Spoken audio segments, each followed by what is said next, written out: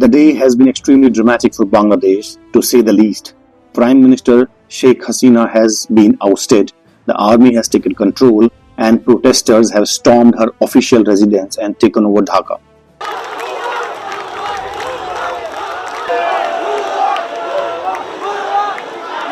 Hasina, whose father helped liberate Bangladesh from Pakistan, whom she helped build, has fled the country. Just weeks ago, Sheikh Hasina was negotiating deals in New Delhi and Beijing, appearing to be in control. However, her government unraveled following a student protest against job quotas that evolved into a mass uprising, leading to her downfall. Hasina's plan is not clear at the moment. She is said to have applied for asylum in the UK. Until then, she might stay in India. Meanwhile, in Bangladesh, this news of her exit was celebrated. Let's dive deep into the root cause of the whole issue.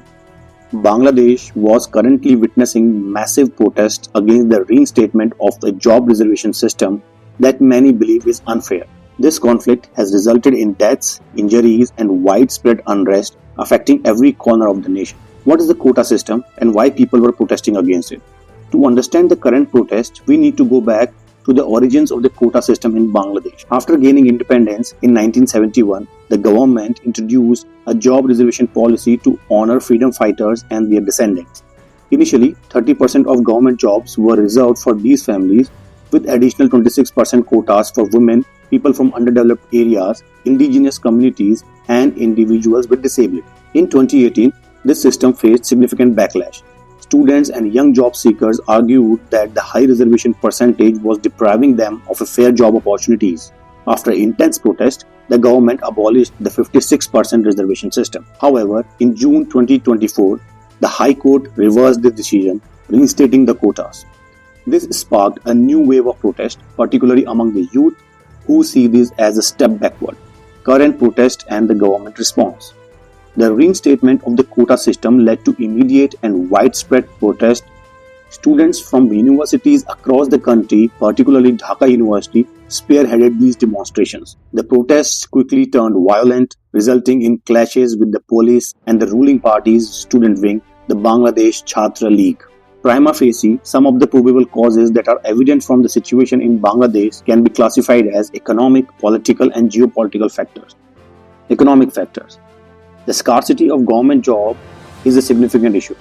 With a large population and limited employment opportunities in public sector, competition for these positions is fierce. The reinstated quotas mean fewer jobs for the general populace, exacerbating the already high levels of unemployment and underemployment among the youth. Political factors. Many protesters accuse Prime Minister Sheikh Hasina of using the quota system to maintain political support from loyal groups. The ruling Awami League has strong ties to the freedom fighters, and the reinstated quotas are seen a way to ensure their continued allegiance. However, this seems so simple and outright easy to deduce that the student protest turned violent, which led to the condition of Dhaka as it is today. But if we see, there can be another angle, the geopolitical one, which indicates that the situation was purposefully worsened and instigated. If you are not aware of it, let me tell you. US is alleged to be at the backstage of these protests. Reports of last week of May 2024, if considered, many reputed newspapers like Eurasian Times, Sunday Guardian Live, clearly mention that several Western nations, including the United States and Britain, are conspiring to create a Christian state taking parts of Bangladesh, Myanmar, and even India. As per reports in May 2024, Prime Minister Hasina spoke about a balkanization plot taking place in Bangladesh. It is an ongoing plot to create a non-Muslim majority country like East Timor. East Timor is a country in Southeast Asia which shares its boundary with Indonesia. East Timor was annexed in 1976, but in 2002 it became a Christian majority nation. Now it houses US military bases, including an airfield. With this notorious agenda, they have secretly joined hands with the Kuki Chin National Front (KNF) and several regional insurgency groups, including Paresh Barua, the kingpin of United Liberation Front of Assam, ULFA. Moreover, US was desperate for creating a base for US forces in one of the islands of Bangladesh.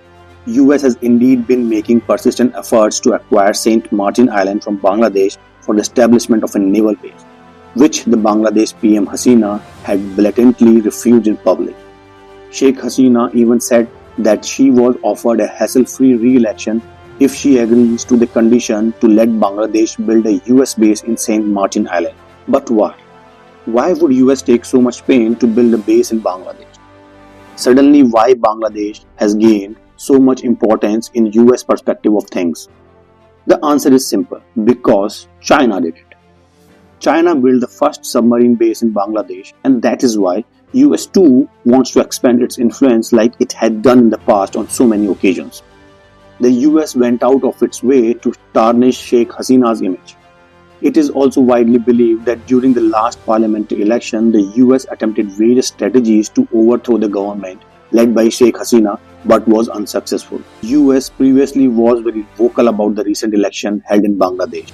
Peter Haas, the US ambassador to Bangladesh, met with the opposition party Bangladesh National Party on numerous occasions before the elections. US has alleged Sheikh Hasina's government of conducting an unfair and impartial elections. What do you think?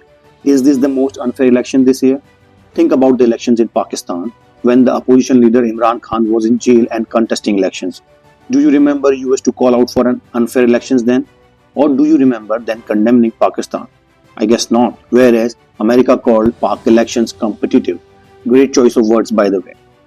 Is this can be one of the reasons for the long and violent protest which turned so bloody that it led to the PM of Bangladesh to fled her own country, a country which her father Mr. Mujibur Rahman built by leading against Pakistan in 1971.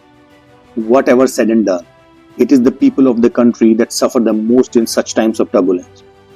India should also be on vigil as its neighborhood turns volatile with Pakistan on one side, the Taliban government in Afghanistan, and now the military rule in Bangladesh.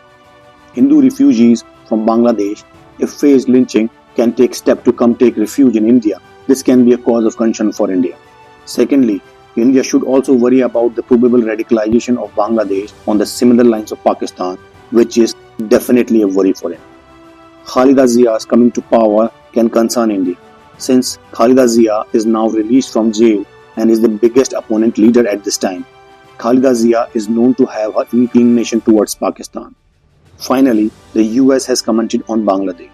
Unsurprisingly, the US has not condemned the seizure of power by Bangladesh army but instead praised it. It is now very clear that US never liked the current Bangladesh political system and government, as Sheikh Hasina has alleged in the past.